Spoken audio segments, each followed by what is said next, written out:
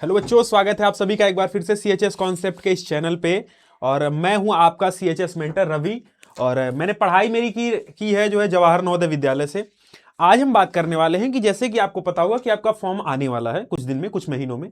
वैसे पिछले साल जैसे आपका फरवरी में आया था, तो इस साल भी एक्सपेक्ट किया जा रहा है फरवरी में आएगा। पर आपको पता होगा कि जैसे कोई भी फॉर्म आता है, ये पिछले साल का जो है, तो कोई भी फॉर्म आता है तो उसके लिए कई सारे डॉक्यूमेंट्स की नीड पड़ती है। उन डॉक्यूमेंट्स पे बात करेंगे और बेसिकली हम 3 डॉक्यूमेंट्स के बारे में बताएंगे जिनको आपको बनवा के अभी से रख लेना है। अगर वो आप मिस करोगे तो आपका फॉर्म भी मिस हो सकता है, ये ध्यान रखिएगा। ठीक है, बढ़ते हैं आगे। देखो, सबसे पहली चीज, ये चीज आप देखोगे तो ऐसा करके कुछ आपका ब्रोशर आएगा। इस ब्रोशर में बहुत सारी चीजें मेंशन होंगी। ये पिछले साल का है। जब पिछले साल में अगर आप इसमें देखोगे तो जब आया था आपका फॉर्म, तो वो था करीब 20 फरवरी। देख लो यहां पे, ठीक है। 20 फरवरी पे क्या था, आपका अवेलेबल हो गया था ऑनलाइन आपका फॉर्म भरने के लिए। उसके बाद जो है लास्ट डेट था, करीब 1 महीने का टाइम मिला था। 20 मार्च आपका लास्ट डेट था। और अगर कोई करेक्शन करना था, मान लो कुछ गलत हो गया है, तो वो चीज आप 21 से 27 मार्च के बीच में कर सकते थे। राइट, इतना समझ में आया। पर इस साल भी एक्सपेक्ट किया जा रहा है कि जो आपका फॉर्म होगा ये फरवरी में आ जाएगा। ठीक है, मिड फरवरी हम मान के चलते हैं। पर फॉर्म आने से पहले मान लो फॉर्म आ गया, तो अब इस टाइम पे अगर आप कोई भी डॉक्यूमेंट बनवाओगे तो बहुत हसल हो जाता है। ठीक है, तो इसलिए आपको कुछ डॉक्यूमेंट्स पहले से बनवा के रखने हैं। कौन कौन से डॉक्यूमेंट्स बनवा के रखने हैं उस पर बात करते हैं। ठीक है, तो देखो, जो डॉक्यूमेंट्स हैं उनकी बात करते हैं। सबसे पहली चीज, जो सबसे इंपॉर्टेंट डॉक्यूमेंट्स आपको बनवा के रख लेना है अभी से ही, एकदम वेट नहीं करना है फॉर्म आने का, वो है, अगर आपका अभी तक आधार कार्ड नहीं बना है। कुछ लोग ऐसे होते हैं जिनका नहीं बना होता है, उनको बनवा लेना है। अच्छा, दूसरी कैटेगरी ऐसी होती है जिनका आधार कार्ड तो बना होता है, पर उनका आधार कार्ड उनके मोबाइल नंबर से अटैच नहीं होता है। ये क्या मतलब है?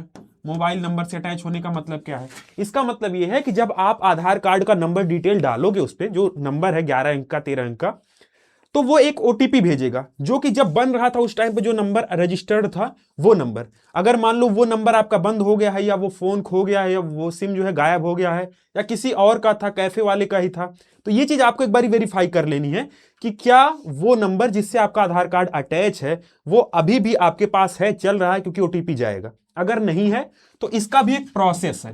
क्या है इसका? एक प्रोसेस है। क्या प्रोसेस है? तो इसका प्रोसेस ये है कि आपको जाना है किसी साइबर कैफे पे। कहां पे जाना है? साइबर कैफे पे। साइबर कैफे का मतलब जहां पे आधार कार्ड वगैरह बनते हैं, जहां पे फॉर्म वगैरह भरा जाता है, वहां पे जाना है। वो आपका बायोमेट्रिक लेगा। बायोमेट्रिक का मतलब हुआ आपके अंगूठे का निशान लेगा, और उसके बाद उसमें नया वाला नंबर वो डालेगा। माना यह जाता है कि 48 घंटे के अंदर आपका जो नंबर है वो हो जाएगा प्रॉपर। पर कई बार ये 1 हफ्ते भी ले लेता है, 1 वीक का भी टाइम ले लेता है। तो पहले से ये चीज करा के रखनी है, ये चीज मैंडेटरी हो गई है। ठीक है, पहली डॉक्यूमेंट तो आपको आधार कार्ड पे कोई रिस्क नहीं लेना। अगर ये चीज नहीं हुआ, ओटीपी नहीं गया, तत्काल में आप बनवाने गए, कोई प्रोसेस हो गया, कोई प्रॉपर, कोई बहुत बार ऐसा होता है कि सर्वर ही नहीं चलता है। कई बार ऐसा होता है बीच में हॉलीडेज आ जाते हैं। हॉलीडेज आ गए, 10 दिन के, अगर हॉलीडेज ही आ गए, संडे आ गया, सैटरडे आ गया, 1-2 दिन का कोई गजेटेड छुट्टी हो गया, कुछ इलेक्शन आ गया, तो उस वजह से भी लेट हो जाता है। तो आपको रिस्क नहीं लेना। तो आधार कार्ड वाली चीज आपको प्रॉपर करवा के रखनी है, दूसरी चीज। ठीक है, अब दूसरी बात करते हैं, दूसरा कौन सा डॉक्यूमेंट आपको बनवा के रखना है। तो दूसरा आपको डॉक्यूमेंट बनवा के रखना है कि आधार कार्ड में ही, ध्यान रखिएगा, आधार कार्ड की ओटीपी वाली डॉक्यूमेंट अलग थी, लेकिन आधार कार्ड में ही आपको एक बार देख लेना क्या आपका बायोमेट्रिक मैच कर रहा है कि नहीं। ये बायोमेट्रिक मैच करने का क्या मतलब हुआ? देखो, बायोमेट्रिक मैच करने का मतलब ये हुआ, कई बार ऐसा होता है कि आप बहुत बचपन में चीजें बनवाए होते हैं आधार कार्ड, तो अभी मैच नहीं करता है। तो ये चीज तो आप जब ओटीपी वेरीफाई करने जाओगे तो उस टाइम पे हो जाएगा।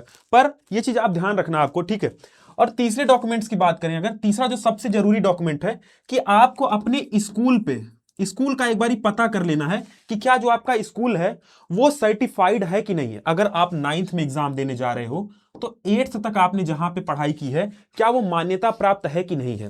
अगर आप 11th में जो है एग्जाम दोगे, 11th में एग्जाम दोगे, 11th का सीएचएस का, तो क्या 10th तक आप जो पढ़ रहे हो जिस स्कूल में, उसका जो बोर्ड है, ध्यान रखिएगा, यहां पे आपका स्कूल होना चाहिए रिकॉग्नाइज्ड, और यहां पे आपका बोर्ड रिकॉग्नाइज्ड होना चाहिए, चाहे यूपी बोर्ड हो, बिहार बोर्ड हो, सीबीएसई बोर्ड हो, है ना, आईसीएसई बोर्ड हो, कुछ भी ऐसा होना चाहिए।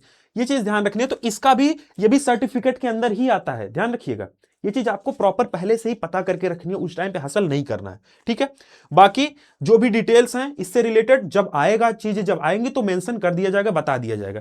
तो आज के लिए इतना ही था। आधार कार्ड बहुत जरूरी है, तो आधार कार्ड और उसकी बायोमेट्रिक्स, अपना जो है प्रॉपर फेस वगैरह जो बहुत, अगर मान लो बहुत बचपन में बना था तो वो सब अपडेट करा लीजिएगा। ओटीपी वाली बात जरूर ध्यान रखिएगा, और एक बार स्कूल वाला अपना वेरीफाई करके रखिएगा, फॉर्म जैसे ही आएगा अपडेट किया जाएगा, ठीक है। तो आज के लिए इतना ही था, जरूरी था ये चीज, इसको आपको ध्यान रखना है। बाकी धन्यवाद, मिलते हैं नेक्स्ट वीडियो में।